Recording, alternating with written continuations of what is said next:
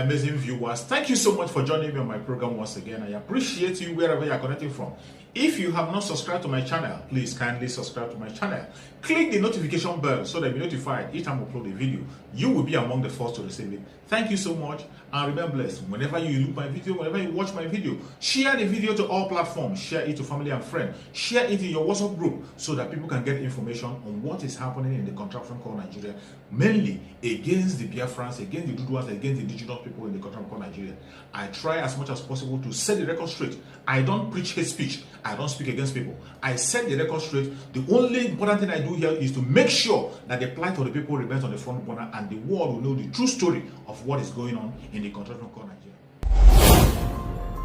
A man that commands millions of followers, you don't need to ask yourself whether he's a threat. Somebody that even in detention, people are still observing, sit at home, whether by force or whether by conviction. The point that there is large followership. He has signed the electoral act, a wonderful act. Now that you have signed the electoral act, are you going to go to election with so much insecurity in the East? Decision of the president to ignore the people from the Southeast, our people, not to talk to them, is something that every night when I'm sleeping, I keep wondering, is there that there's something that our people did to him that he cannot forgive? If the news of Sunday release, it enlightened our heart because his struggle has been about the right of the people to live peacefully and live without being killed, and same with our brother. I strongly believe that this protracted legal trial is unnecessary, is unhealthy, is creating more insecurity, is overheating the polity, and that the president is empowered under the provisions of the electoral act through the Attorney General to discontinue any criminal trial at any stage of the trial. And all they need is for Attorney General to internally, and the trial is discontinued. So the question is, why is the president not looking at political solution? There's a lot of insecurity growing gradually, day by day in the East and across all different parts of the southern part of the country. The question now, and I keep asking people, that why political settlement is not just a necessity but a must, and the only path to finding solutions to this issue is that first there's a judgment of the Umahia, the High Court of Abia State sitting in Umahia, which categorically asked the federal government led by President Muhammad Buhari, after condemning them for the failed assassination attempt by raiding his house, because the judge said the attack on the house is actually meant to kill him. Now the judge now said clearly that the federal government should adopt political solution.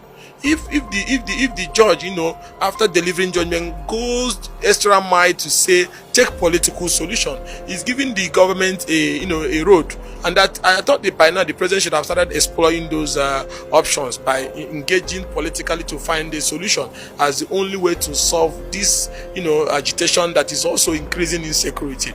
And let me say this. The question now is, what led to the agitation?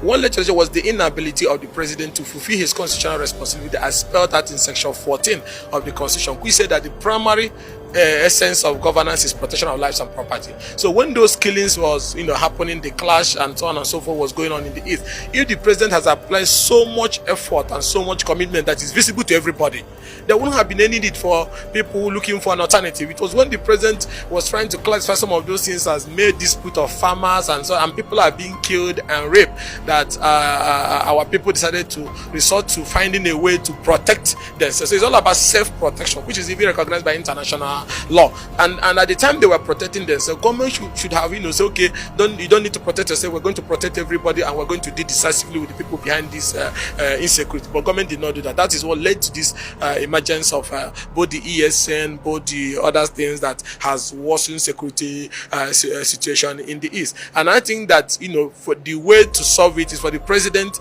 to as a father, to understand that these people were pushed to the wall in the desire to defend and protect themselves, and then say, okay, let us call everybody to the round table. Once you call everybody to the round table, it's okay, what is this issue? And why do I keep saying this political round table? When the Niger Delta issue came up, there was a round table to find solution. The white people were being killed, pipelines were being blown, there was economic sabotage and so on and so forth. But part of it was also human rights struggle.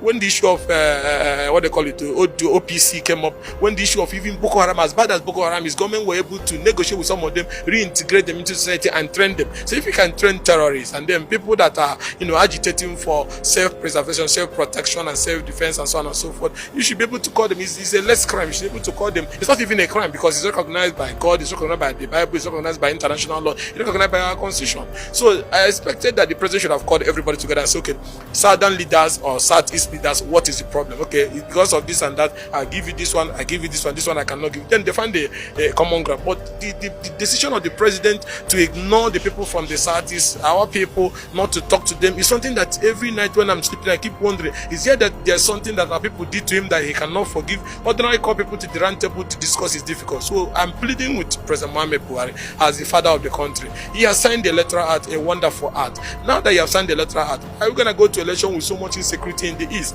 Now take a step further as the father of the nation to convene a political roundtable and find a political solution to the Nnamdi Kanu issue and release him just like Sunday Igboho have been released, and so that we can go back to the table and find common grounds on the issues that led to this agitation. It is in the interest of the country and in the interest of economic development of our place as well.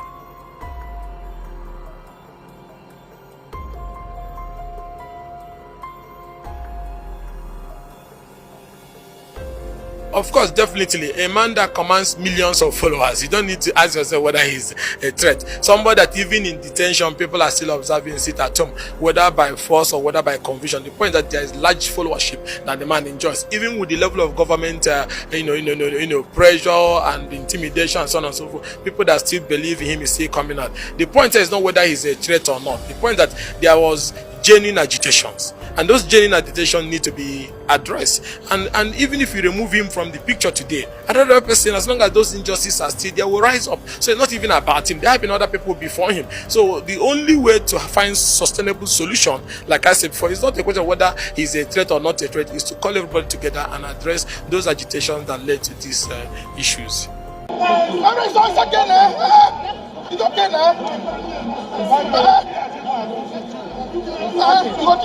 Sergio Sogun has issued a warning to his colleagues over their rejection of a bill that sought to stop wards and children of public servants from traveling abroad to acquire an education. He says, you see, they don't have to accept it.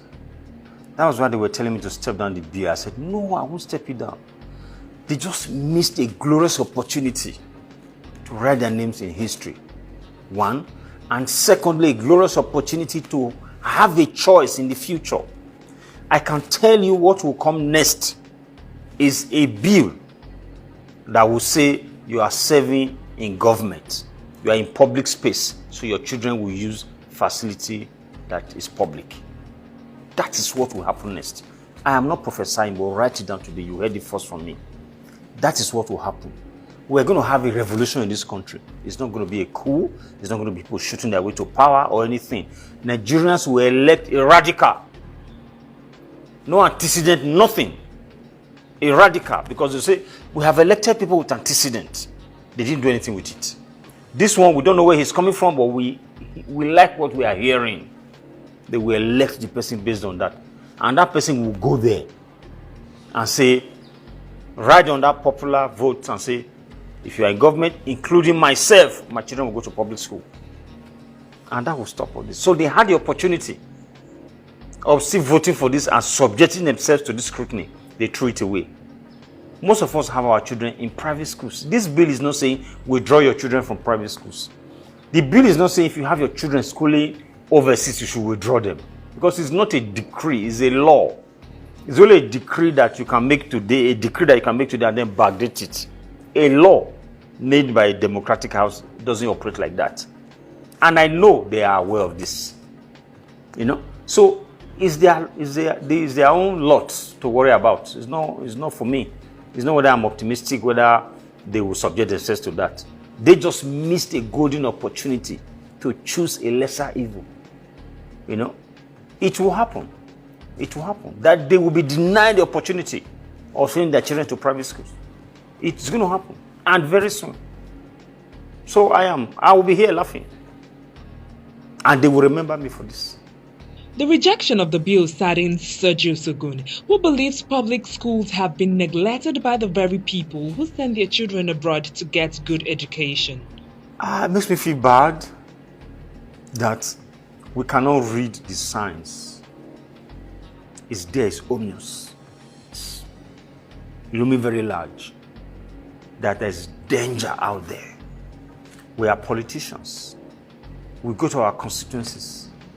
We see the hunger.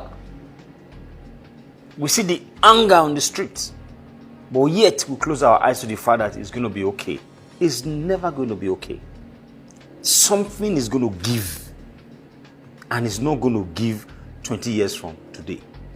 It's going to give like tomorrow.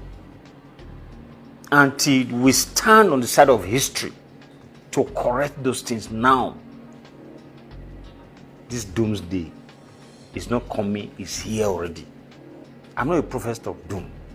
But I can see it and I can feel it. This is not the same country I grew up in. Most of these public schools we are talking about today, we attended those schools. You go back to the schools today. You see male students cooking from every corner of the hostel. In our days, guys didn't used to cook. Even ladies, girls don't cook. The cafeterias are there. Unless those are living outside the campus. So if you want to eat good food, you go there. They will be, if you have a girlfriend, she will cook for you. That's how what used to happen. But go there today. You know. And then, they don't have the basic learning tools in schools. Research institutions don't have things for research. Lecturers are not paid. And we say it's okay. We should take steps to change this. We say it's okay. It's not okay. So I know, and I am shocked and surprised that people can't see this. Because it's the usual Nigeria thing that, well, it's okay, we're going to get by. No. So we should be making laws right now that can cure the ill or the evil that's been happening in the last 30, 40 years. Not for dragging. We are just taking it as if, oh, well, we will get by. No, it's already late. We don't have the time. Time is of the essence. We need to make laws right now to correct things we didn't do in the past. But unfortunately, we still think we will survive it. But I'm sorry to say that we don't have the time.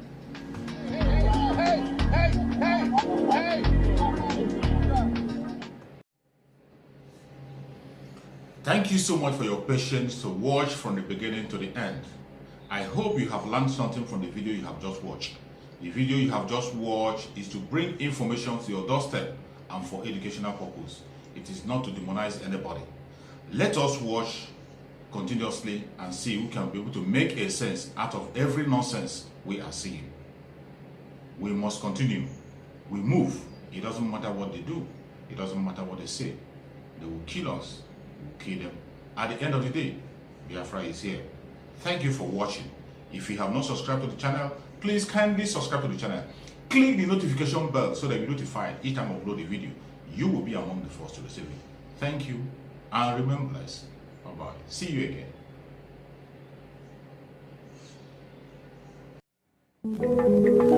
again.